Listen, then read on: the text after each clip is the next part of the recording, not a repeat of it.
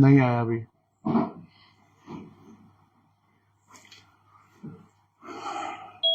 मेरे पास नोटिफिकेशन नहीं आया शेयरिंग का।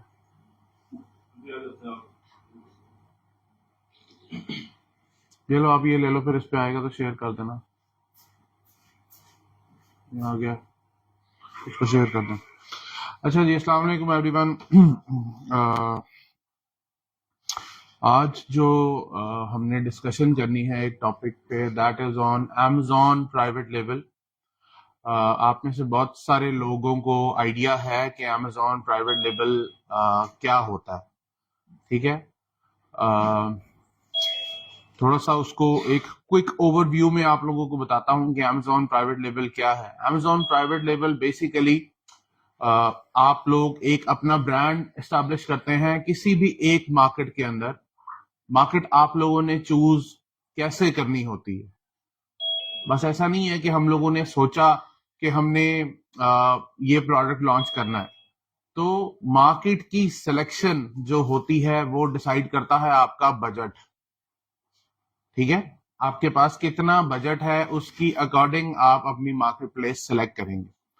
बहुत सारे लोगों को मैंने देखा है कि जी मेरा भाई लेट से फ्रांस में है, वो इटली में है, वो जापान में है, वो जर्मनी में है, तो मैं उस वजह से इस मार्केट को सिलेक्ट करने जा रहा हूँ, ठीक है। जापान जर्मनी जो है वो एक अच्छी मार्केट्स हैं काम करने के लिए, लेकिन अगर आप लैंग्वेज बैरियर को मैनेज कर सकते हैं तो ज्यादातर लोग इंग्लिश स्पीकिंग कंट्रीज को प्रेफर करते हैं, जैसे कि ऑस्ट्रेलिया है, जैसे कि कनाडा है, जैसे कि यूएस है, जैसे कि यूके है। तो आप लोगों ने अकॉर्डिंग टू योर बजट्स अपनी मार्केट प्लेस की सिलेक्शन जो है वो करनी होती है। दूसरी बात, एक जो लोग समझते हैं कि प्राइवेट लेबल बहुत बड़े पैसों से किया जाता है, लाइक होलसेल कम पैसों से हो रहा है और प्राइवेट लेबल ज्यादा पैसों से हो रहा है। तो आप अपनी मार्केट की अकॉर्डिंग और जो डिफरेंट मॉडल्स दिए हैं एनेबलर्स ने, उसकी अकॉर्डिंग आप अपना मॉडल और मार्केट सिलेक्ट कर सकते हैं। जरूरी नहीं है कि $25,000 होगा तो प्राइवेट लेबल होगा। प्राइवेट लेबल $5,000 से भी होता है, प्राइवेट लेबल $2,000 से भी होता है, प्राइवेट लेबल $2,500 $3,000 से भी हो सकता है स्टार्ट। ऐसा नहीं है कि आपके पास $25,000 होंगे तो ही प्राइवेट लेबल होगा। आप कम पैसों से भी स्टार्ट कर सकते हैं। इवन यूएस के अंदर मिनिमम 5,000 से स्टार्ट होगा, लेकिन यूके है और बाकी जो अदर मार्केट्स हैं, अगर आपके पास $2,500 से $3,000 अवेलेबल हैं तो you can start your full fledge private label, यानी कि 150-200 यूनिट के साथ आप अपना इतने पैसों में इन मार्केट्स के अंदर आप लोग अपना प्राइवेट लेबल स्टार्ट कर सकते हैं। दूसरी बात, प्राइवेट लेबल करने से ज्यादातर लोग डरते क्यों हैं? डरते इस वजह से है कि हमारा जो प्राइवेट लेबल है वो फेल हो जाएगा। तो देखें, आप बिजनेस कर रहे हैं, बिजनेस के अंदर सक्सेस और फेलियर दोनों साथ साथ हैं। आप मुझे पाकिस्तान के अंदर कोई ऐसा बिजनेस बता दें या दुनिया के अंदर कोई ऐसा बिजनेस बता दें कि आप कह रहे हैं कि जी मैं ये बिजनेस करने जा रहा हूं और 100% गारंटी है कि ये बिजनेस में नुकसान नहीं होगा। लिख के दे दे कोई मुझे बंदा, पैसा मैं लगाता हूं। कोई लिख के दे सकता है कि जी ये बिजनेस शुरू करें तो इसमें नुकसान नहीं होगा। तो जब आप बिजनेस करने जाते हैं तो फेलियर और सक्सेस दोनों साथ साथ होते हैं। दुनिया के अंदर जो स्टार्टअप्स बिल्ड किए जाते हैं, आपको पता है उनकी सक्सेस की रेशो क्या है? क्या रेशो स्टार्टअप की? कोई भी एक स्टार्टअप आप अगर स्टार्ट करने जाते हैं एज एन एंटरप्रेन्योर, आप एक स्टार्टअप क्रिएट करने जा रहे हैं, उसमें सक्सेस की रेशो कितनी है? नहीं, इतनी तो कम नहीं है। इट्स अबाउट 15 से 20%। 15 to 20% रेशो है स्टार्टअप्स के सक्सेस होने की। बाकी जो है वो या तो कुछ सरवाइव नहीं कर पाते या कुछ लॉसेस हो जाते हैं जिसकी वजह से वो लोग आगे नहीं जाते हैं, ठीक है। तो अगर स्टार्टअप के सक्सेस की रेशो कम है, इसका मतलब हम काम करना छोड़ देंगे? नहीं। अगर आप लोग रिस्क नहीं लेंगे तो सक्सेस नहीं मिलेगी। रिस्क लेना जरूरी है। वो फिर परसेंटेज कम है या ज्यादा है। ठीक है। अभी तो बहुत सारी जो चीजें हैं वो ऐसी टूल्स और बहुत सारी ऐसी चीजें आ गई हैं जिससे हम बहुत सारा जो अपना फेलियर का जो हमें डर होता है उसको हम कवर करने की पोजीशन अब रखते हैं प्राइवेट लेवल में। अगर आज से कोई 5 साल पीछे 7 साल पीछे चले जाएं तो ऐसा सिनेरियो नहीं था। ठीक है। अब प्राइवेट लेवल उन लोगों के लिए है जो एक long term sustainable business model पे काम करना चाहते हैं। ठीक है। अगर आप quick source of income generate करना चाहते हैं फिर प्राइवेट लेवल आपके लिए नहीं है। फिर आप अगर आपको होलसेल नजर आता है कि होलसेल एक क्विक सोर्स ऑफ इनकम हो सकता है, या वट कोई और भी मॉडल है, ड्रॉप शिपिंग है या वट और कुछ भी मॉडल है, अगर आपको लगता है कि वो एक क्विक सोर्स ऑफ इनकम है तो फिर आप उसको देख सकते हैं। प्राइवेट लेवल कतन क्विक सोर्स ऑफ इनकम नहीं है। ठीक है। ये एक लॉन्ग टर्म सस्टेनेबल मॉडल है जिसपे आप लोग काम करके कम से कम 1 साल का टेन्योर आप लोगों को लगेगा इस सिस्टम को बिल्ड करने में। वंस ये सिस्टम बिल्ड हो जाएगा देन आप लोग अपने लिए एक अच्छा सोर्स ऑफ इनकम जनरेट करेंगे। ठीक है। तो जो इस माइंडसेट के साथ काम करना चाहते हैं वो प्राइवेट लेवल को ज्वाइन कर सकते हैं। जिनका माइंडसेट ये है कि नहीं मुझे क्विक सोर्स ऑफ इनकम चाहिए, फिर प्राइवेट लेवल उनके लिए काम नहीं करता।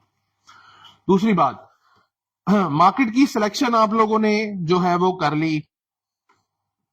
अब स्टेप्स क्या क्या इन्वॉल्व हैं? पहली बात सिलेक्शन करनी है मार्केट प्लेस की। दूसरी बात अकाउंट क्रिएट करना है। कब क्रिएट करना है? बहुत सारे लोग कहते हैं बस हमने सोच लिया है कि हम प्राइवेट लेवल करने जा रहे हैं तो हम अपना अकाउंट क्रिएट करने जा रहे हैं। भाई आपने अकाउंट अभी क्रिएट करके क्या करेंगे? 3 महीने अगर आपका अकाउंट आइडल रहेगा तो अमेज़न वैसे बंद कर देगा उसको। ठीक है। क्योंकि हम पाकिस्तान से जनरेट कर रहे हैं ना, बाहर वालों के पास ऑप्शन है कि शायद उनके ना करें। पाकिस्तान से अगर आपने 3 महीने तक कोई काम नहीं किया तो वैसे ही आपका अकाउंट वो सस्पेंड कर देता कि यार ये तो एक्टिविटी कोई हो नहीं रही है। ठीक है। तो आप लोग अकाउंट्स कब क्रिएट करें? अकाउंट्स आप लोग तब क्रिएट करें जब आपकी चीजें फाइनलाइज हो जाएं। प्रोडक्ट फाइनल हो गया है, आपका प्रोडक्ट फाइनलाइज हो गया है, आपकी सोर्सिंग कंप्लीट है, देन अपना अकाउंट क्रिएट करें। अकाउंट फिर भी लेटर ऑन क्रिएट कर सकते हैं। ठीक है। अगर आपके पास पैसे हैं और आप ब्रांड रजिस्ट्री के साथ जाना चाहते हैं तो फिर आप पहले अपनी ब्रांड रजिस्ट्री अप्लाई कर दें, क्योंकि ब्रांड रजिस्ट्री को टाइम थोड़ा सा ज्यादा लगता है एज कंपेयर टू अकाउंट। आपके पास एलएलसी नहीं है तो नो प्रॉब्लम, आपके पास यूके लिमिटेड नहीं है नो प्रॉब्लम, आप लोग अपने नामों पे ब्रांड रजिस्ट्री क्रिएट कर लें। ठीक है। उसके बाद यूके के अंदर तो खैर एलटीडी के साथ आपको जाना पड़ेगा अगर आपने सेलिंग करनी है। यूएस के अंदर आप विदाउट एलएलसी प्रोफेशनल अकाउंट के साथ जाके साइन अप करके आप लोग सेलिंग कर सकते हैं। अब आपको स्टार्ट में एलएलसी की जरूरत नहीं है। जब आपको 10, 12, 15 हजार डॉलर की थ्रेशोल्ड क्रॉस कर लें देन अमेज़न आपको कहेगा कि अब आप एलएलसी दें। आप उसके बगैर एलएलसी के जा सकते हैं। बहुत सारे लोग कहते हैं जी हमारे पास तो लेट से $2000, उसमें अगर $700 एलएलसी का लग गया तो मैं क्या करूंगा? तो विदाउट एलएलसी चले जाएं। प्रोफेशनल अकाउंट क्रिएट करें, इंडिविजुअल प्रोफेशनल क्रिएट करें विदाउट एलएलसी, और विदाउट एलएलसी आप लोग सेलिंग कर सकते हैं उसके ऊपर। तो 12-15 हजार का थ्रेशोल्ड क्रॉस करेंगे तो अमेज़न खुद आपसे एलएलसी मांग लेगा, जब मांगेगा तब प्रोवाइड कर दीजिएगा। ठीक है। ब्रांड रजिस्ट्री के पैसे नहीं है नो प्रॉब्लम, 5665 एरर को बाईपास करा के अप्रूवल ले ले, जब पैसे आएंगे तब करा लीजिएगा। Don't go with the generic listings. ठीक है। जब आपका ब्रांड अप्रूवल आपने अमेज़न से ले लिया है तो वही ब्रांड आप रजिस्टर कराएंगे लेटर ऑन। जब वो उसकी ब्रांड रजिस्ट्री आप अमेज़न के साथ एनरोल करेंगे तो आपकी लिस्टिंग ब्रांड के अंदर ही रहेगी, आप लोगों को कोई चेंजेस करने की जरूरत नहीं पड़ेगी। ठीक है। उसके बाद प्रोडक्ट फाइनल करना है आप लोगों ने, सोर्सिंग करनी है।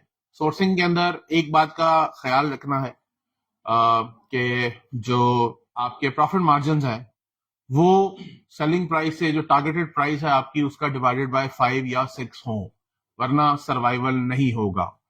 अगर आप, बहुत सारे लोग कहते हैं 25% मार्जिन है, 30% मार्जिन है, 32% मार्जिन है, तो इतने पैसे, इससे ज्यादा पैसे तो आपका पीपीसी का एड स्पेंड है इस वक्त, तो फिर प्रॉफिट में नहीं जा सकेंगे।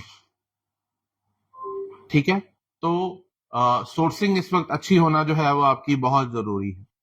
फिर जब कंपैरेटर एनालिसिस आप लोग देख रहे होते हैं, कंपैरेटर एनालिसिस कर रहे होते हैं, तो मैंने देखा है बहुत सारे लोगों को एक कॉमन मिस्टेक करते हुए, वो क्या है, वो ये है कि आप एक बड़े सेलर को अपना कंपैरेटर ले लेते हैं।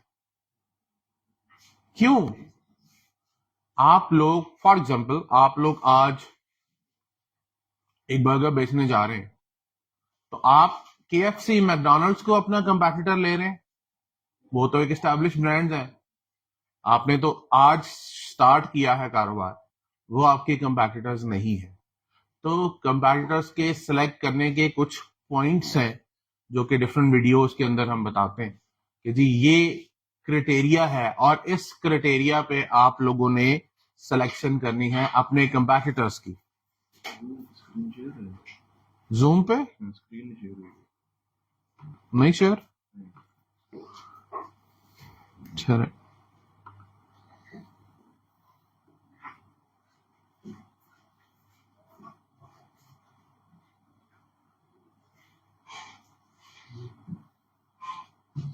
यार इसका एक्चुअली जो वो शेयर है,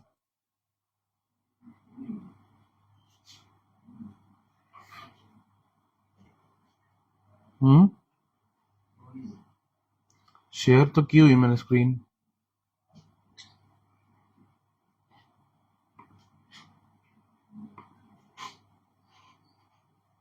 स्क्रीन शेयर की हुई है मैंने तो जूम पे।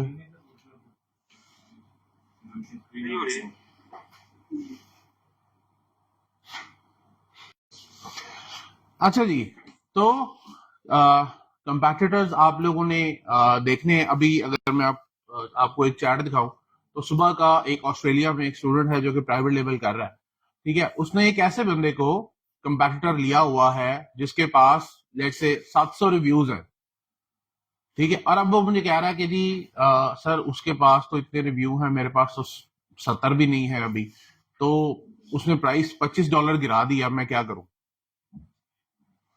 तो वो एक एस्टैब्लिश्ड सेलर है, वो प्राइस गिराने की पोजीशन रखता है, आप नहीं रख सकते। तो कंपैरेटर्स का जो सिलेक्शन है वो आपको बड़े ध्यान से करना पड़ता है। कीवर्ड रिसर्च क्यों किया जाता है? कीवर्ड रिसर्च इस वजह से करते हैं, ये जो चीजें मैं आपको एक ओवरव्यू दे रहा हूं, अभी मैं कुछ डिटेल में भी आपसे ये चीजें शेयर करूंगा। कीवर्ड रिसर्च क्यों जरूरी है? कीवर्ड रिसर्च इस वजह से जरूरी है कि जब आप लोगों ने अपने कंटेंट्स बनाने हैं, तो फिर जो ऑलरेडी कीवर्ड्स लोग यूज कर रहे हैं उसको देखते हुए हम लोगों ने अपना कंटेंट बनाना है। बहुत सारे लोग मैंने अभी देखा कि चैट जीपीटी यूज करते हैं कंटेंट बनाने के लिए। चैट जीपीटी को आप ठीक है कुछ कीवर्ड्स दे रहे हैं, वो आपको अरेंज करके दे देगा। Chat GPT is fine for general bullet points और डिस्क्रिप्शन, लेकिन टाइटल खुद लिखना सीखें, क्योंकि टाइटल बहुत इंपॉर्टेंट है।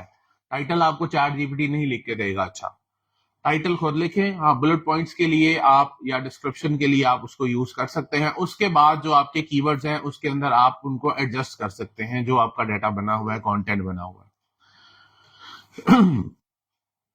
लिस्टिंग क्रिएशन, अभी रिसेंटली Amazon ने कुछ डैशबोर्ड पे चेंजेस की हैं, जिसकी वजह से बहुत सारे लोगों को समझ नहीं आ रही। अभी उस पे एक वीडियो जो है वो हम दे देंगे कि नया जो डैशबोर्ड आया है उस पे आप लोग लिस्टिंग क्रिएशन जो करनी है वो कैसे करनी है। मैं हमेशा ये सजेस्ट करता हूं कि जब आपने लिस्टिंग क्रिएट करनी है, तो जब आपके स्टॉक्स उस मुल्क में किसी 3PL में पहुंचे तब लिस्टिंग क्रिएट करें। इसके बहुत सारे रीजन है। पैसे तो जरूर लगेंगे थोड़े से, ठीक है, और अगर आप अफोर्ड करते हैं तो। अगर नहीं अफोर्ड करते, फिर आप चाइना से ही आ रहे हैं, तो फिर आपको कुछ चेंजेस लिस्टिंग के अंदर डालनी पड़ेंगी, जैसे कि आपकी लॉन्च डेट और रिलीज डेट को फिर आपको एडजस्ट करना पड़ेगा। लेकिन ज्यादा बेहतर ऑप्शन होती है अगर आपका कोई 3PL वहां पे अवेलेबल है और कोई सस्ता 3PL है, पहले चाइना से स्टॉक्स वहां पे ले आए और वहां से आप लोग जो है वो लिस्टिंग क्रिएट करके शिपमेंट बना के तो आप अपने स्टॉक्स अमेजोन के वेयर हाउस भेज दें। ठीक है जी। उसके बाद सबसे जो इम्पोर्टेंट पॉइंट है वो है पीपीसी। पीपीसी आपको चलानी आनी चाहिए। अब Amazon ने जिस किस्म के एल्गोरिदम्स अपने डिजाइन कर दिए हैं उसमें आप विदाउट पीपीसी जो है वो सरवाइव नहीं करेंगे। आपके प्रोडक्ट्स रैंक हो गए हैं, आप बेस्ट सेलर हो गए हैं, आप Amazon चॉइस हो गए हैं, या कोई और टैग आपको मिल गया है, आप जैसे ही अपनी कैंपेन्स को बंद करेंगे आपसे सारा वो जो उसका एल्गोरिदम है वो आपको डी रैंक करना शुरू कर देगा, आपका बीएसआर इंप्रूव होना शुरू हो जाएगा। ठीक है, तो अब आपको सर्वाइवल करना है पीपीसी के साथ, तो अब आपकी प्रोडक्ट की कॉस्ट में पीपीसी की कॉस्ट शामिल होगी। ठीक है जी, तो ये कुछ इंपॉर्टेंट पॉइंट्स हैं जब आप लोगों ने क्रिएट करना है या अपना प्राइवेट लेबल जब आप लोगों ने स्टार्ट करना है, तो इन बातों का ख्याल रखना। अब अकाउंट क्रिएशन जब करनी है, अकाउंट क्रिएशन अगर तो आपको खुद आती है करनी तो खुद कर लें, वरना थर्ड पार्टी सर्विसेज को यूज करें, जैसे कि डिफरेंट थर्ड पार्टी सर्विसेज हैं उनको यूज करें। क्यों? उनका रोज का काम है अकाउंट को अप्रूव कराना। आप लोग कर लेंगे, बीच में कोई गलती कर जाएंगे, उसके बाद आपसे जब डॉक्यूमेंट्स डिमांड करेंगे Amazon तो फिर आप वो दे नहीं पाएंगे। तो फिर Amazon जिंदगी में एक बंदे के नाम पे एक डॉक्यूमेंट्स पे एक ही अकाउंट इशू करता है, गलती की गुंजाइश नहीं है।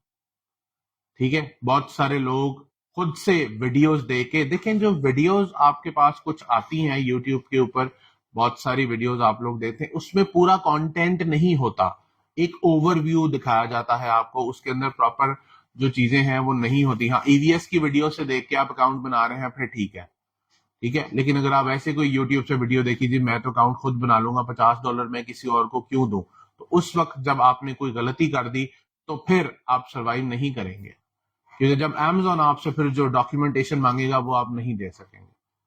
तो अकाउंट क्रिएट करने के लिए ये जो डॉक्यूमेंट्स हैं ये जरूरी हैं। ठीक है, आपको पासपोर्ट चाहिए, एक अदर ड्राइविंग लाइसेंस चाहिए उस मुल्क का, अगर कोई बंदा रहता है, अगर आपके कोई जानने वाले उस मुल्क में रहते हैं और आपको हेल्प आउट कर सकते हैं, वो सिर्फ आपके माँ बाप बहन भाई ही हैं जो आपको हेल्प आउट करेंगे अगर उस मुल्क में रहते हैं, वरना कोई भी आपको वहां पे जो है वो हेल्प आउट नहीं करेगा। ठीक है जी, तो अगर कोई वहां पे रहता है आपका जानने वाला तो फिर आप उसका अकाउंट बनाकर यहाँ पे यूज कर सकते हैं, अगर नहीं तो फिर आपको यहीं से अकाउंट क्रिएट करना पड़ेगा। वहां पे कुछ बेनिफिट्स भी हैं और कुछ नुकसान भी हैं अकाउंट्स के क्रिएशन के। बहुत सारे लोग, अगर आपके माँ बाप तो खैर नहीं, बहन भाई अगर आपको टाल रहे हैं कि नहीं हमारे पास ये प्रॉब्लम है, ये कार्ड नहीं है, ये प्रॉब्लम है, तो कुछ मसला है वहां पे जिसकी वजह से वो अकाउंट क्रिएट नहीं कर पा रहे। ऐसा अक्सर नहीं होता कि वो आपको क्रिएट करके नहीं देना चाहते, लेकिन उनके ऊपर कुछ गवर्नमेंट की रेस्ट्रिक्शंस है जिसकी वजह से वो आपके लिए अकाउंट क्रिएट नहीं कर पाते। ठीक है, एड्रेस, फोन नंबर जो है, फोन नंबर तो हमें मिल जाता है, एड्रेस जो है वो आपको अगर नहीं है कोई तो फिर वर्चुअल जो है वो बाय करना पड़ता है। और वर्चुअल के अंदर भी डिफरेंट ऑप्शन है, एक फिजिकल है और एक प्रॉपर वर्चुअल है। तो फिजिकल को प्रेफर किया करें और उसकी रिन्यूअल भी होती है। अक्सर लोग रिन्यूअल नहीं कराते हैं, जब रिन्यूअल नहीं होती है तो वो एड्रेस किसी और को लॉट हो जाता है, फिर आप कहते हैं जी Amazon ने मेरा अकाउंट बंद कर दिया क्योंकि अब रिन्यूअल नहीं की थी, अब वो अकाउंट किसी और के पास चला गया। ठीक है, एक अदद ईमेल चाहिए, एक ईमेल एड्रेस आप लोगों का बन जाएगा, एक अदद यूटिलिटी बिल चाहिए। अब पाकिस्तान के अंदर सबसे बड़ी प्रॉब्लम है कि यूटिलिटी बिल्स हमारे पास होते नहीं है। क्यों? क्योंकि हमारे फादर के नाम पे है या हमारी मदर के नाम पे है, या अगर कोई जॉइंट फैमिली है तो वो ग्रैंड पेरेंट्स के नाम पे बिल चलते आ रहे हैं और वो चलते ही आ रहे हैं। तो उसका क्या सोल्यूशन करें? उसका आसान सोल्यूशन ये है कि आप लोग अपने घरों में एक एक अपने नाम का पीटीसीएल लगवाएं। ठीक है, उसका बिल आएगा, वो यूज कर लें। उसके बाद जब वेरिफिकेशन पूरी हो जाएगी, आप बंद करवाना चाहते हैं आप बंद करवा लें। सिर्फ हमारे पास जो इस वक्त ऑप्शन है यहाँ पे वो एक पीटीसीएल का बिल ही है जिसके थ्रू हम अपनी ये अकाउंट जो है वो वेरीफाई करा सकते हैं। ठीक है, उसके बाद हमें एक अदर चार्ज मेथड चाहिए, एक अदर डिपॉजिट मेथड चाहिए। चार्ज मेथड क्या होता है? चार्ज मेथड ये है जी कि आप लोग Amazon को पैसे कैसे देंगे, लाइक Amazon की जो फीस देनी है $40 a मंथ, वो कैसे पे करेंगे? तो उसके लिए आपको एक अदर क्रेडिट कार्ड चाहिए या डेबिट कार्ड चाहिए। ठीक है, पाकिस्तान के बहुत सारे बैंक अकाउंट्स यूज हो जाते हैं, बहुत सारे नहीं भी यूज होते। तो वहां पे आप उनका कोई भी एक कार्ड जो है, कोशिश किया करें क्रेडिट कार्ड को यूज करें, ना कि डेबिट कार्ड को। क्रेडिट कार्ड बैंक का पैसा है, डेबिट कार्ड आपका पैसा है, ठीक है। अगर कोई प्रॉब्लम आती है तो क्रेडिट कार्ड पर डिस्प्यूट सॉल्व आसान है, डेबिट कार्ड पर डिस्प्यूट मुश्किल है, क्योंकि आपके अकाउंट से जा चुके हैं, उसकी वापसी बड़ी मुश्किल है। क्रेडिट कार्ड क्योंकि बैंक का पैसा गया होता है तो बैंक फाइट करता है। डेबिट कार्ड में कहता है अच्छा ठीक है, चलो मेरा कौन सा गया, इनका ही पैसा गया ना, जब आएगा तो आ जाएगा, नहीं आएगा तो नहीं आएगा। कोशिश किया करें क्रेडिट कार्ड्स को यूज किया करें इन कामों के लिए। डिपॉजिट मेथड पाकिस्तान के अंदर हमारे पास कोई ऐसा सच गेटवेज इस तरह के नहीं है कि अमेजोन का पैसा हम लोग डायरेक्टली पाकिस्तान में ला सके, तो फिर हमें थर्ड पार्टी वर्चुअल बैंक्स जो हैं वो यूज करने पड़ते हैं, जैसे कि पेयोनीर है, जैसे कि वाइज है, एलिवेट है, क्लबिफाई है, स्ट्राइप है, मरकरी है। ये different third party virtual banks हैं जिनको हम लोग यूज कर सकते हैं अपना पैसा पाकिस्तान में लाने के लिए। इसके साथ फिर आप अपना लोकल बैंक अकाउंट कनेक्ट करेंगे और कनेक्ट करके फिर आप पैसा पाकिस्तान ला सकते हैं। दूसरी बात, एक अक्सर गलती जो लोग करते हैं, individual to company transfer, company transfer to individual पैसा ट्रांसफर नहीं होता। कंपनी टू कंपनी पैसा ट्रांसफर होता है, इंडिविजुअल टू इंडिविजुअल पैसा ट्रांसफर होता है। इस बात का थोड़ा सा देखना है। लेट से अगर आपका ज़िशान के नाम का अकाउंट है तो आप एबीसी कंपनी को पैसा नहीं दे सकते, या एबीसी कंपनी ज़िशान को पैसा ट्रांसफर नहीं कर सकती। एबीसी कंपनी XYZ को ट्रांसफर करेगी, सरमद ज़िशान को पैसे ट्रांसफर कर सकता है। Individual to individual, company to company transfers होती हैं। बहुत सारे लोग क्या करते हैं जी, हमें तो अकाउंट में पैसे नहीं आ रहे, हमारा क्लाइंट पैसे देने की कोशिश कर रहा है लेकिन पैसे आ नहीं रहे अकाउंट में। क्यों? क्योंकि वो कंपनी से ट्रांसफर कर रहा है और आप इंडिविजुअल हैं, पैसे नहीं आएंगे। या तो कंपनी टू कंपनी लें या इंडिविजुअल टू इंडिविजुअल लें। इस तरीके से आपका पैसा जो है वो ट्रांसफर होता है, ठीक है। अकाउंट सिर्फ तब खोलें जब जरूरत है, अगर जरूरत नहीं है तो अकाउंट का आपके लिए कोई फायदा नहीं है, ठीक है, क्योंकि वो बंद हो जाएगा कल को और फिर वो दोबारा एक्टिवेट हो या ना हो इसकी कोई गारंटी या श्योरिटी नहीं होती। तो उस वक्त अकाउंट खोलें जिस वक्त जरूरत है। जब सारी चीजें फाइनलाइज हो गई हैं, आप पता अकाउंट ओपन करना है, देन फिर आप अकाउंट ओपन करें, ठीक है। उसके बाद प्रोडक्ट की बात करें तो एक प्रोडक्ट चाहिए जो कि अमेजोन पे आप लोगों ने बेचनी है, और प्रोडक्ट ही सब कुछ है। आपका प्रोडक्ट ही आपको मिलियनियर बनाएगा, और गलत प्रोडक्ट पे इन्वेस्टमेंट करेंगे तो $1 मिलियन भी लगा दें उस पर तो डूब जाएगा। ये बड़ा इंपॉर्टेंट है प्रोडक्ट की सिलेक्शन। दूसरी बात, बहुत सारे लोग मैंने देखा है प्रोडक्ट सिलेक्शन में बहुत ज्यादा जल्दी कर जाते हैं। जल्दी नहीं करनी, तसल्ली से प्रोडक्ट के स्टैट्स को एनालिसिस करना है, कम से कम 1 महीना हीलियम का एक शीट बनाएं और डेली उस प्रोडक्ट के स्टैट्स वहां पे अपडेट किया करें कि आज इसके BSR में कितना फर्क आया, आज इसकी सेल्स में कितना फर्क आया, आज ये ऑर्गेनिकली कहां पे पहले पेज पे खड़ी थी, अब 1 महीने के अंदर इसकी पूरी जो प्रोडक्ट की एनालिसिस है उसको नोट डाउन किया करें। उसके बाद डिसाइड किया करें कि इस प्रोडक्ट के साथ जाना है या नहीं जाना। बहुत सारे लोगों को मैंने ऐसे देखा है कि बड़ी जल्दी में प्रोडक्ट सिलेक्शन कर लेते हैं, ओके सर्च वॉल्यूम ये, okay okay okay everything okay, client को सोर्सिंग के सप्लायर को पैसे दिए और पैसे दे के प्रोडक्ट को मूव करा दी। पता लगा महीने डेढ़ के अंदर, हमने तो बड़ी जल्दी प्राइवेट लेवल लॉन्च कर दिया जी, 1.5 महीने के अंदर, वेरी गुड। पता लगा जब प्रोडक्ट अमेजोन के वेयर हाउस में पहुंची तो जो 82,000 का सर्च वॉल्यूम था अब वो 12,000 रह गया। अब क्या करेंगे? क्योंकि हमने स्टैट्स उसका ऑल टाइम का चेक ही नहीं किया कि वो क्या है। क्यों? गर्मी थी उस वक्त, उसका ऑल टाइम बड़ा हाई था। अब मौसम चेंज हो रहा है तो आपके जो स्टैट्स हैं वो डाउन हो गए। अब क्या करेंगे? पूरा साल इंतजार करें फिर अगले सीजन का?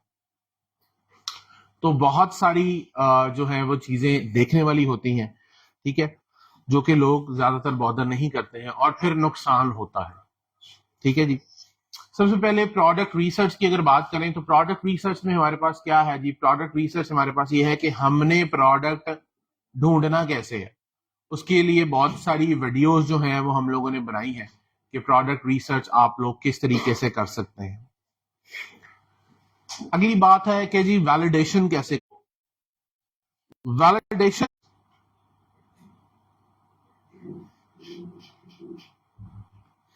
For example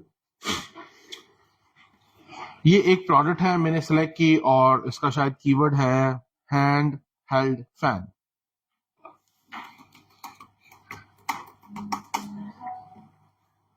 hand held fan ये इसका कीवर्ड है।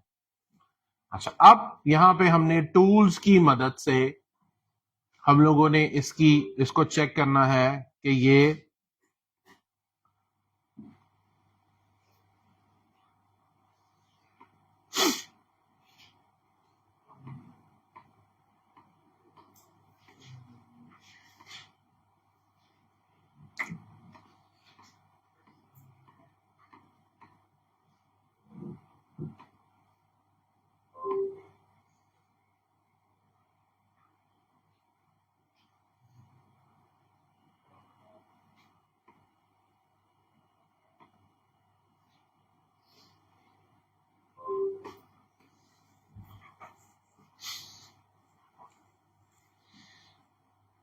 बहुत सारे लोग ये कहते हैं जी हमें तो प्रोडक्ट मिलता नहीं है, कैसे ढूंढे प्रोडक्ट को। तो प्रोडक्ट फाइंड आउट करने के लिए बहुत सारे लोग क्या कहते हैं जी, एनेबलर्स ने जो क्राइटेरिया दिया है आप सब लोग टूल के अंदर वही क्राइटेरिया पुट कर देते हैं, तो पूरे पाकिस्तान जो लोग बैठे एनेबलर्स का क्राइटेरिया यूज कर रहे हैं सबको एक जैसे प्रोडक्ट आ जाएंगे। तो अगर आप लोगों ने लेट्स से ब्लैक बॉक्स को यूज कर रहे हैं आप लोग, तो ब्लैक बॉक्स में आप रैंडम क्राइटेरिया पुट किया करें, जैसे कि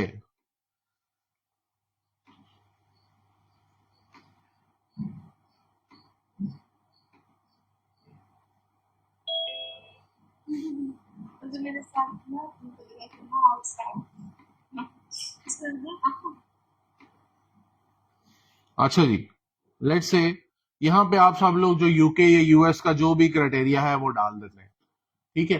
तो लेट्स से यूएस का क्राइटेरिया कहता जी शायद 25,000 से 8,000 से 25,000 तक का सर्च वॉल्यूम होना चाहिए, ठीक है। तो आप सबने यहां से 8,000 और 25,000 ही डाल दें।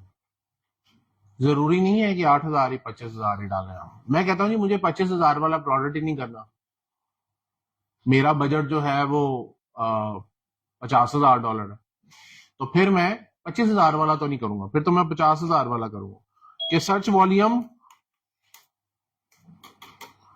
मिनिमम 50,000 चाहिए मुझे, फिर मुझे 25,000 नहीं चाहिए। मैंने अपने बजट को देखते हुए मुझे ऐसा प्रोडक्ट चाहिए जिसके 100 यूनिट मैं रोज बेचूं, तो फिर मैं 25,000 वाला सर्च वॉल्यूम नहीं लूंगा, फिर मैं 50,000 वाला लूंगा। फिर मैं कहता हूं जी अगर मैं 50,000 के साथ जा रहा हूं तो कम से कम मंथली रेवेन्यू में $25,000 जनरेट करूंगा महीने का, इससे कम पे नहीं जाऊंगा। प्राइस मुझे चाहिए कम से कम $35। रिव्यू मुझे चाहिए, अच्छा यहां पे रिव्यूज लोग क्या कहते हैं जी कि मिनिमम हो या मैक्सिमम हो। देखिए रिव्यूज आपका कंपटीशन डिफाइन करते हैं, तो जितने कम होंगे उतना अच्छा है, ठीक है। तो मैं कहता हूं जी मुझे 1,000 से ऊपर रिव्यूज नहीं चाहिए, रेटिंग 4 चाहिए, वर्ड काउंट 2 चाहिए।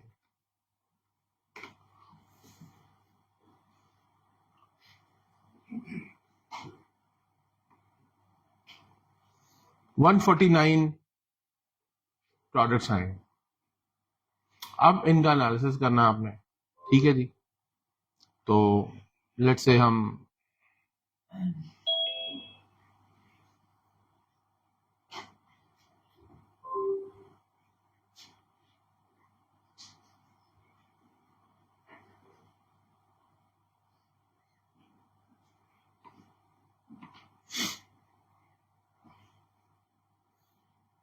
अच्छा जी,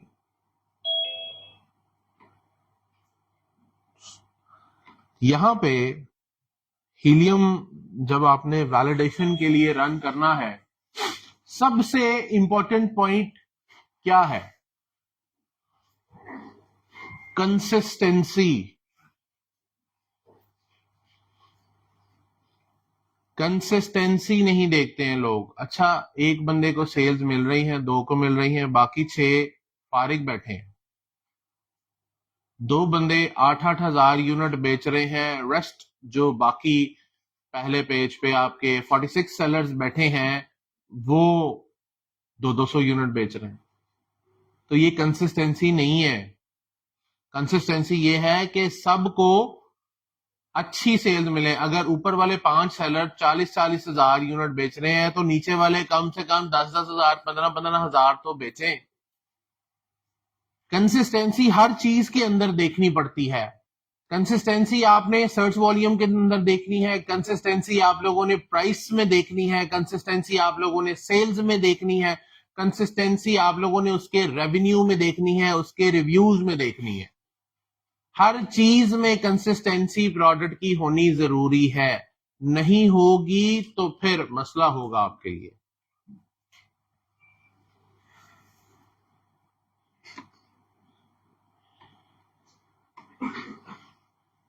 ये ले जी, मैंने एक क्राइटेरिया डाला और उस पर मुझे ये प्रोडक्ट आई।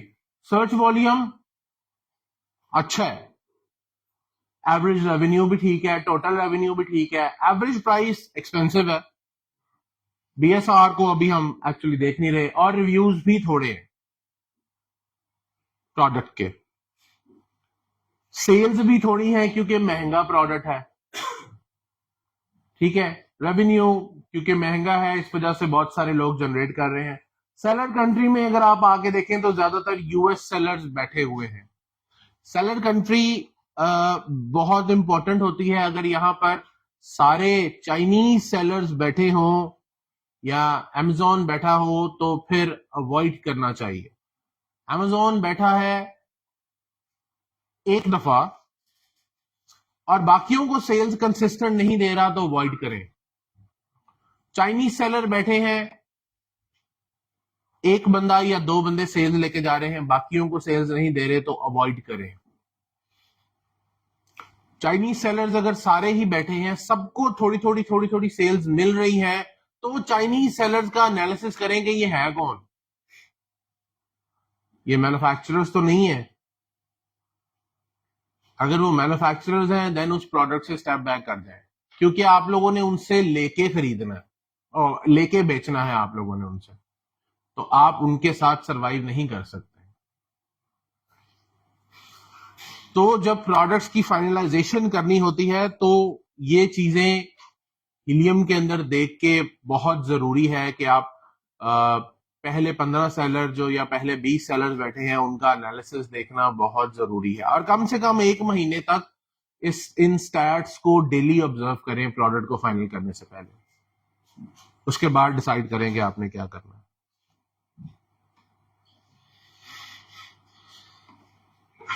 उसके बाद सोर्सिंग की अगर हम बात करें तो हमारी प्रेफरेंस होती है कि हम अलीबाबा पे चले जाएं। चाइना से सोर्सिंग किस वक्त करनी है? चाइना से सोर्सिंग तब करनी है जब बड़ी क्वांटिटी सोर्स करने जा रहे हैं। अगर 10, 20, 50, 100 यूनिट, 150 यूनिट लेना है then don't go for the China. फिर लोकल सोर्सिंग करने जाएं। लोकल सोर्सिंग कैसे करेंगे? लोकल सोर्सिंग ऐसे करेंगे, एग्जाम्पल आप लोगों ने कैंडल्स बेचनी यूएस के अंदर,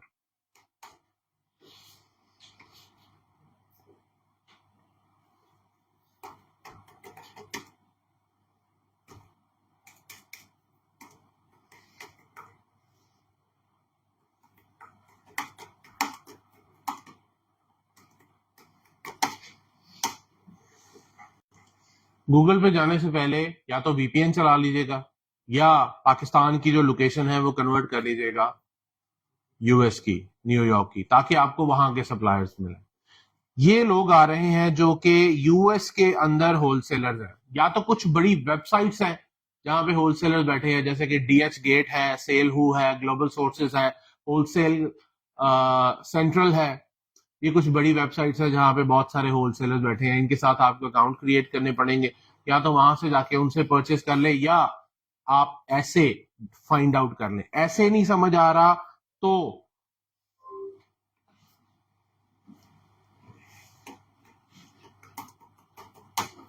गूगल मैप्स पे जाएं, लोकेशन चेंज करने के बाद मेरे पास क्योंकि लाहौर या पाकिस्तान आ रहा है तो फिर मेरी जो है वो वही बनेगी। तो यूएस की डाक कर लें, यहां पे लिख लें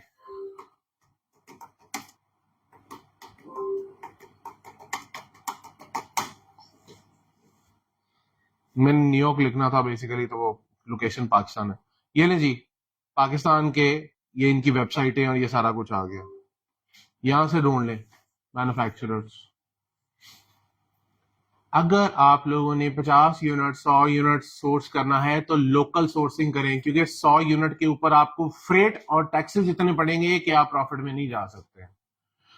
लोकल सोर्सिंग का फायदा ये होता है, उसमें सिर्फ एक नुकसान है कि आपको ब्रांडिंग नहीं मिलेगी, ब्रांड आपका नहीं मिलेगा, बाकी सब कुछ मिल जाएगा। तो वो अगर नहीं भी मिल रहा तो ऐसा कोई इशू नहीं है। आप आप जब मल्टीविटामिन्स बेचते हैं तो भी मैन्युफैक्चरर आपका तो आप खुद तो मैन्युफैक्चरर नहीं होते, मैन्युफैक्चरर तो फार्मास्यूटिकल कंपनी होती है। तो यहां पे भी अगर आप ब्रांड किसी और का बेच रहे हैं तो सिंपली मैन्युफैक्चरर में जाके उसका नाम डाल दें, अपना नाम ना डालें। जब आपको लगे कि 100 यूनिट के साथ मेरी इस प्रोडक्ट की टेस्टिंग बहुत अच्छी रही है, अब I need 500 units, then go for the China. फिर चाइना समझ आएगा। 50 यूनिट 100 यूनिट 200 यूनिट तक चाइना के प्राइसेस समझ नहीं आते। तो लोकल सोर्सिंग को शुरू में प्रेफर करें। जब आपकी टेस्टिंग्स कंप्लीट हो जाएं, देन आप लोग बड़े स्टॉक्स के लिए चाइना जाए। मैंने यहाँ पे बहुत सारे वीएस काम करते हुए देखे हैं, और वीएस क्या करते हैं जी, 1000 यूनिट मंगवा लें। आपका अपना पैसा नहीं है, इस वजह से 1000 यूनिट मंगवा लें। अभी ये कल प्राइवेट लेवल का मेरा एक स्टूडेंट है, कहता सर मेरे वीए ने 3700 यूनिट मंगवा ली, मेरा कार्ड फिर गया। 3700 यूनिट, सेल कितनी है? 3 यूनिट्स पर डे, 10 साल का स्टॉक मंगा लिया।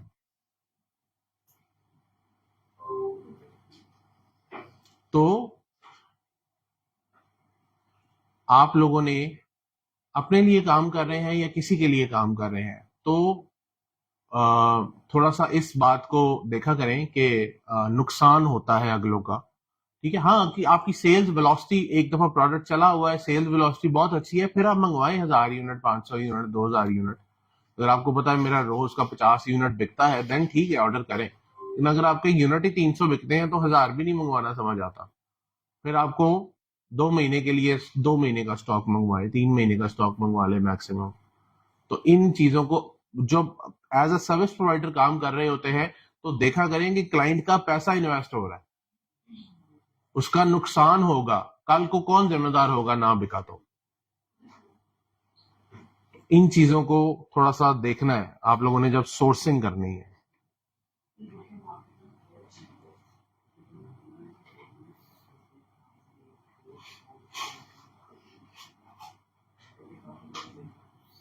अच्छा जी, ये सबसे इंपॉर्टेंट पॉइंट है जब आपने ब्रांड क्रिएट करना है प्राइवेट लेबल का।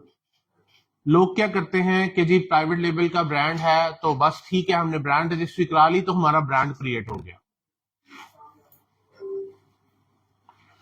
जब ब्रांड रजिस्ट्री करा ली तो जी हमारा ब्रांड क्रिएट हो गया, नहीं। ब्रांड क्रिएशन प्रोसेस ऐसे नहीं है। पहली बात, जो बड़े ब्रांड्स हैं ना दुनिया के, वो बहुत रिसर्च करके आते हैं। लाइक फेसबुक है, लाइक एलॉन मस्क के जो ब्रांड्स हैं, amazon है, या इस तरह के और भी जो बड़े ब्रांड्स, वो बहुत रिसर्च करके चीजों को फाइनलाइज करते हैं। अपने ब्रांड्स के नाम, अपने ब्रांड्स के लोगोज बहुत रिसर्च के बाद वो डिजाइन किए जाते हैं। अब यहाँ पे अक्सर एक लोग मेरे पास आते हैं और नीचे आके कहते हैं सर मैंने ना एक, पाकिस्तान में फॉर एग्जांपल, मैंने एक ना ब्रांड बनाना है, तो मुझे समझ नहीं आ रही कि मैं ब्रांड नेम क्या रखूं। ठीक है, तो बहुत सारे टूल्स अवेलेबल हैं जो कि आपको हेल्प आउट करते हैं इन चीजों के लिए।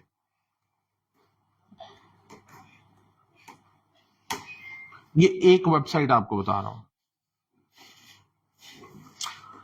ब्रांड रूट, जो कि आपके बिजनेसेस के नाम और लोगोस डिजाइन करके देगी आपको फ्री में। आप इसको नीश बताएं, नीश है लेदर वॉलेट, और भी इस तरह की बहुत सारी वेबसाइट्स। ये देखें, आपको आइडियाज दे रहा है, आप यहां से फिल्टर्स लगा लें और ज्यादा तो आपकी वो हो जाएगी। ये आपको ये देखें आइडियाज प्रोवाइड कर रहा है।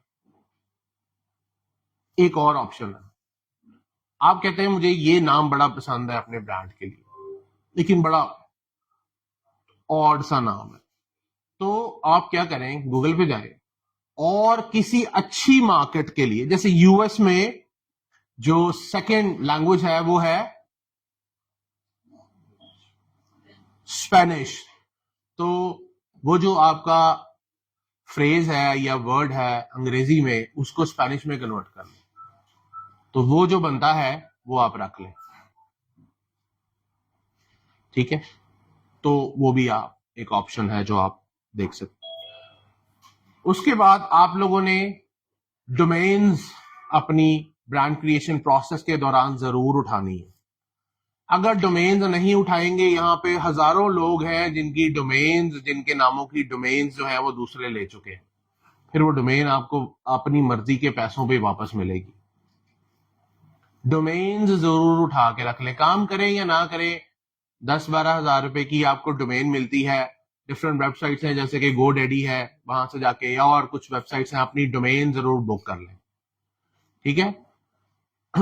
मैं अपनी अब मैंने जब ब्रांड, मेरे पास 2-3 ब्रांड रजिस्टर्ड है, मैंने एक ब्रांड रजिस्टर करवाया तो मैं उसकी डोमेन लेने के लिए GoDaddy पे गया, तो मुझे उस वक्त वो दे रहा था 1 पाउंड की। मैंने कहा अच्छा चलो खैर है, कोई बात नहीं, 1 पाउंड की है, लेटर ऑन खरीद लूंगा। अगले दिन मैंने साइन इन किया दोबारा, तो मैंने कहा अच्छा आज मैंने ना डोमेन खरीद लेनी, तो अगले दिन वो जो डोमेन है वो 10 पाउंड की थी, वही GoDaddy पे, ठीक है। और मैंने उसको बाय करने की कोशिश की, बाय चांस मेरा कार्ड नहीं चला, ट्रांजैक्शन मेरी डिक्लाइन हो गई, तो मैं डोमेन नहीं परचेस कर सका।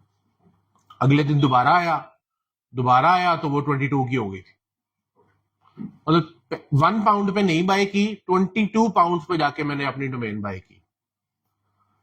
तो डोमेन्स अपनी जो है वो बहुत इंपॉर्टेंट है, वो आप लोग परचेस करके रख लें, आइदर वेबसाइट बिल्ड करें उस पे या लेटर ऑन जाके बिल्ड कर लें, वो कोई इशू नहीं है। सबसे बड़ी बात, सोशल मीडिया अवेयरनेस अपनी जरूर अब बनानी है, उसके बगैर सर्वाइवल नहीं होगा।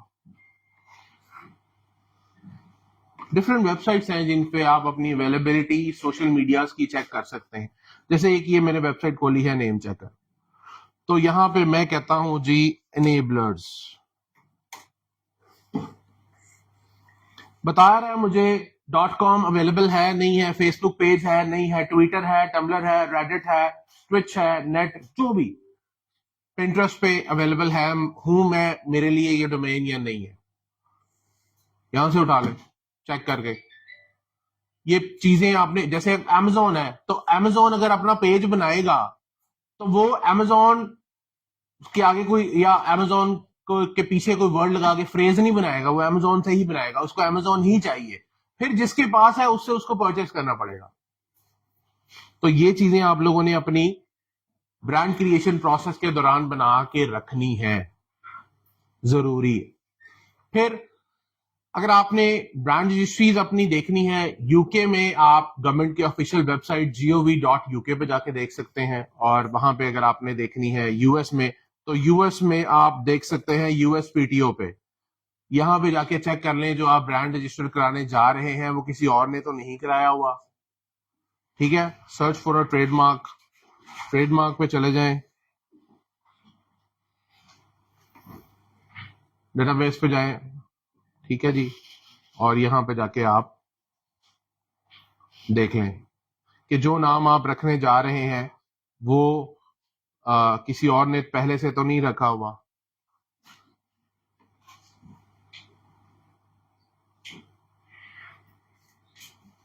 जैसे मैं कहता हूं इनेबलर्स,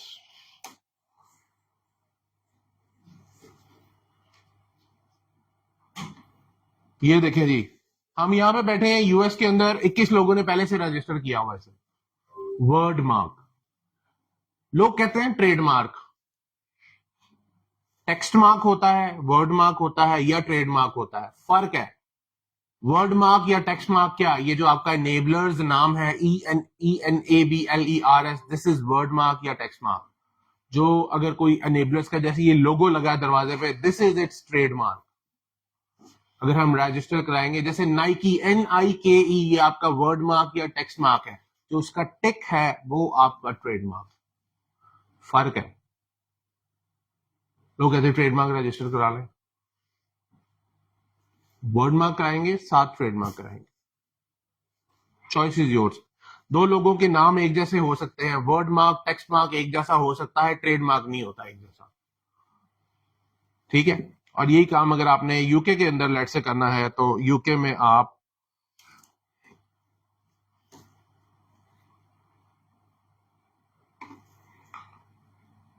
यहां पे आ जाएं,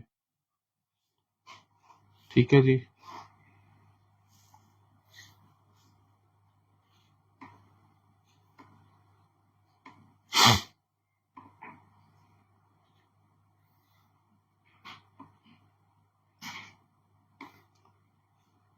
तो जब ये आप सारा अपना होमवर्क कर रहे होंगे तो ये सारी चीजें प्राइवेट लेवल के अंदर ब्रांड क्रिएशन प्रोसेस जरूरी है। इस पे पूरा एक हम लेक्चर होता है जिसमें हम बताते हैं कि आपने किस तरीके से क्या चीजें जो है वो करनी है। लेट्स से मैं आपको यहाँ पे एग्जांपल देता हूँ, इनेबलर्स देखते हैं।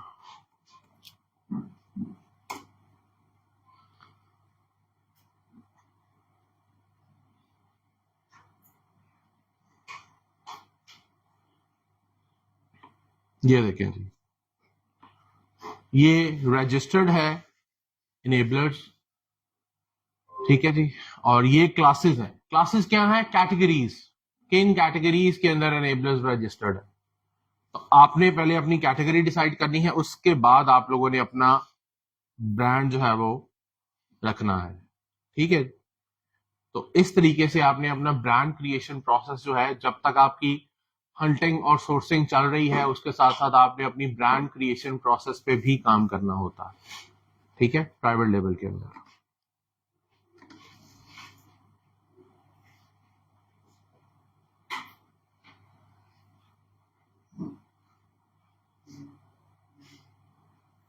अच्छा जी,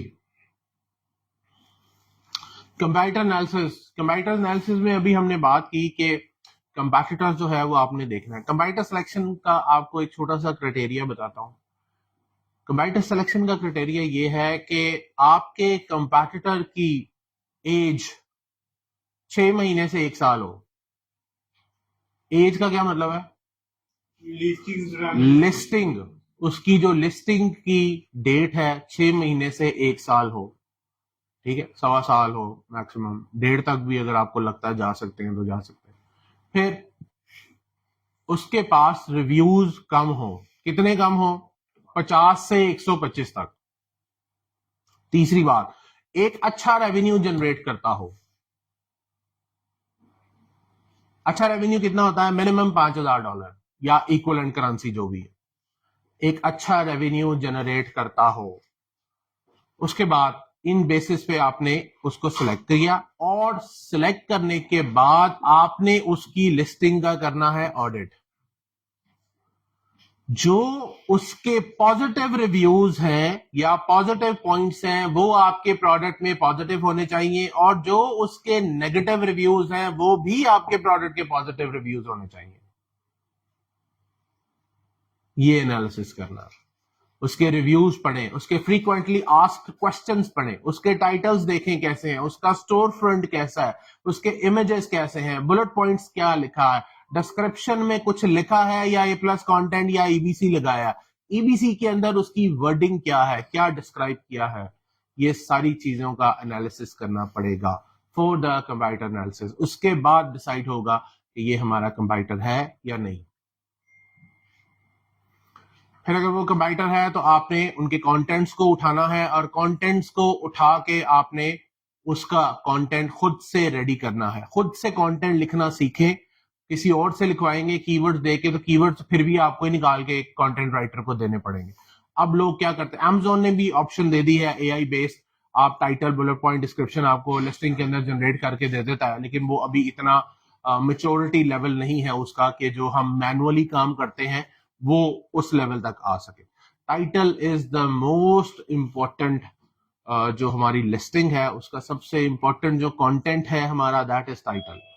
टाइटल को बहुत ज्यादा फोकस करना जरूरी है, क्योंकि सबसे पहले इंडेक्सिंग या जो आपके सेल्स स्टार्ट होती है वो on the basis of title शुरू होती है। इमेजेस हमेशा अच्छे रखें अपनी लिस्टिंग्स के। लोग क्या करते हैं, कहीं और से इमेजेस उठाते हैं, उसको एडिट करके लगा देते हैं, ठीक है, कोई फायदा नहीं है उसका, पकड़े जाएंगे, फिर प्रॉब्लम आएगी। जहां पे आप $5000 अपने प्राइवेट लेवल पे लगा रहे हैं, वहां पे $200 के इमेजेस भी बनवा लें।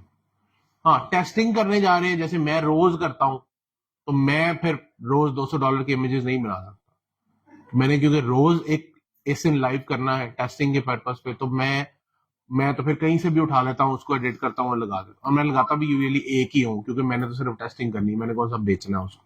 मतलब 2 4 5 10 यूनिट उठाए कहीं से, बेचे और टेस्ट करके उसको चेक कर लिया कि रिजल्ट्स क्या रहे। ठीक, वो केस आप कर रहे हैं 10-20 यूनिट वाला, देन इट्स फाइन, कहीं से इमेज उठा के कुछ एडिट करके आप लगा। लेकिन अगर आप फुल फ्लैश प्राइवेट लेवल करने जा रहे हैं, फिर अपने इमेजेस बनाएं, अपना कंटेंट बनाएं, अपनी वीडियोस बनाएं।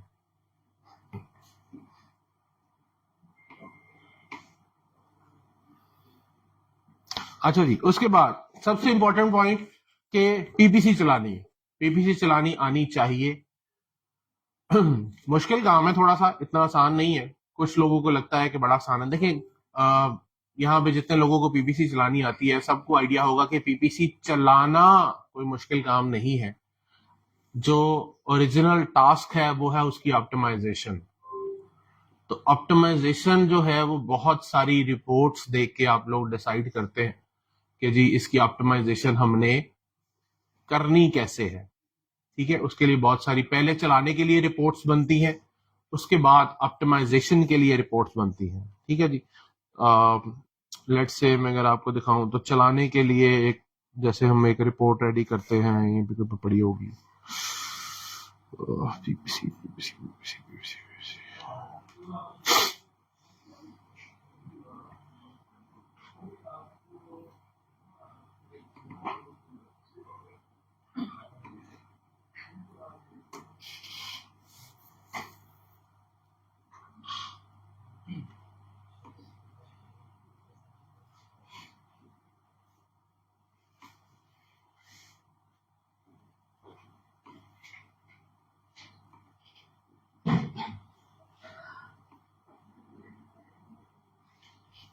ये देखेंगे, जब आप लोगों ने पीपीसी चलानी है तो इस तरीके की आपको एक शीट रेडी करनी पड़ती है, जिसमें हम डिसाइड करते हैं कि हमारे पास बजट्स कितने हैं और उन बजट्स के अकॉर्डिंग हमने टारगेट कितने कीवर्ड्स को करना है। ठीक है, तो दूसरी बात, अपनी अपनी टेक्निक्स हैं। पीपीसी की अगर मैं बात करूं तो हर प्रोडक्ट के लिए पीपीसी की टेक्निक फर्क है। दूसरी बात, ये हिट एंड ट्रायल मेथड है। एक टेक्निक एक प्रोडक्ट पे काम करेगी, दूसरे पे नहीं करेगी, फिर तीसरे पे कर जाए, शायद चौथे पे ना करे। आपको टेस्टिंग करनी पड़ती है डिफरेंट कैंपेन्स के साथ, और उसके बाद जो कैंपेन्स परफॉर्म करती हैं उनको हम देखते हैं कि हमने इन कैंपेन्स को कैसे आगे लेके चलना है, और जिन्होंने परफॉर्म नहीं किया उनको बंद कर देते हैं। बहुत सारे लोग कहते हैं गो विद द एग्रेसिव पीपीसीज। मैं बिल्कुल रेकमेंड नहीं करता एग्रेसिव पीपीसीज को। ठीक है, क्यों? आप Amazon के एल्गोरिथम को आदत डाल रहे हैं एग्रेसिव पीपीसी की। अगर आज एग्रेसिव से स्टार्ट करेंगे तो फिर कल जब बजट्स को डाउन करने जाएंगे वो काम नहीं करेगा आपके लिए। तो स्टार्ट से ही एक मॉडरेट किस्म की पीपीसी रख के चले। मैं अक्सर जब अपनी कुछ लिस्टिंग्स को लॉन्च करता हूं तो मैं पहले 7 दिन तक पीपीसी नहीं चलाता। क्यों? मैं 7 दिन टेस्ट करता हूं कि ऑर्गेनिकली एल्गोरिदम मेरे किन कीवर्ड्स को उठाता है, मुझे सेल ला के देता है या नहीं देता। ठीक है।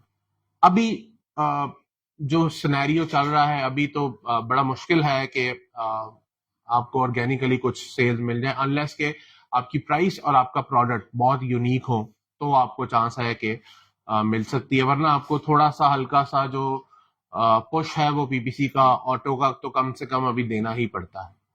ठीक है। अभी एक रिसेंटली हमने लास्ट मंडे को, आज वेडनेसडे है, उससे पिछला वाला जो मंडे है, एक नया स्टूडेंट ने प्रोडक्ट लॉन्च किया था और मैंने उस दिन उसने कहा जी पीपीसी शीट इस तरह की वो बना के लाए थे और मैंने उस पे कीवर्ड्स को फाइनलाइज करते हुए मैंने उस पे पीपीसी चलाई थी और विद इन 8 डेज, 8 दिनों में जो सेल्स थी वो 300 यूनिट था हमारे पास। 8 दिन की सेल 168 यूनिट्स थी। ठीक है। तो जितना अच्छा रिसर्च करेंगे उतनी आसानी होगी आप लोगों को अपने एड्स को ऑप्टिमाइज करने के लिए। ठीक है। तो पीपीसी अभी जो है वो जरूरी है और देखना पड़ता है कि आपके पास बजट कितना है और किस तरीके से आपने उस बजट को मैनेज करना है। बहुत सारे लोग कहते हैं कि जी, मैंने तो अक्सर यहाँ पे वॉक इन लोग भी आते हैं कि जी पीपीसी मैनेज करनी है, तो जब उन्हें कहते हैं कि आपके पास कितना बजट, तो कहते हैं जी पैसे बहुत है, पैसों की फिक्र नहीं है, पैसों की टेंशन नहीं है। जब चलाने की बारी आती है तो रात को फोन आता है, मेरे दिल में दर्द हो रही है, बंद कर दें इसको। ठीक है। तो फिर बड़े बड़ों के दिल में दर्द शुरू हो जाती है जब रात को 1000, 1200, 1500 डॉलर स्पेंड होता है और सेल आती है 400 डॉलर की, तो फिर दिल में दर्द शुरू हो ही जाती है। तो देखनी पड़ती हैं ये सारी स्ट्रेटजीज के किस तरीके से आपने करना है। और ऐसा नहीं है कि पीएल एक दफा आपका स्टैब्लिश हो गया और अब आप कहेंगे सारी जिंदगी ये मुझे यहां से पैसा आता रहेगा। With the passage of time जो चेंजेस आ रही हैं आपको अपने प्रोडक्ट को सस्टेन करने के लिए, जो उस प्रोडक्ट के अंदर या उस मार्केट के अंदर जो चेंजेस आ रही हैं वो आपको साथ साथ लेके चलनी पड़ेंगी, फिर ही सस्टेन रख सकेंगे। ठीक है जी। तो ये कुछ एक क्विक ओवरव्यू था चीजों का जो कि हम लोग प्राइवेट लेवल के अंदर करते हैं। ठीक है। अब अगर आप लोगों के कोई सवाल है तो फिर वो पहले वो मुझे बता दें, फिर सवाल ले लो।